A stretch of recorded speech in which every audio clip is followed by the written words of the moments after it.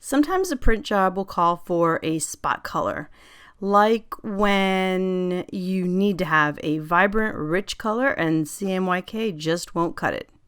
Or you want to use metallic, neon, or fluorescent inks. Maybe it's a two-color job and the one other color besides black that you want for it is an interesting spot color. Sometimes people use spot color to print stationery like business cards, envelopes, and letterhead. Some kind of project where you need to have consistent spot-on color through the entire identity. You could want to use spot color because your image will be screen printed.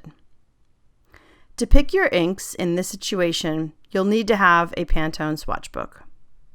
My favorite one by far is the Pantone Bridge, which will show you all your color options: spot color, CMYK, RGB, and the hexadecimal value.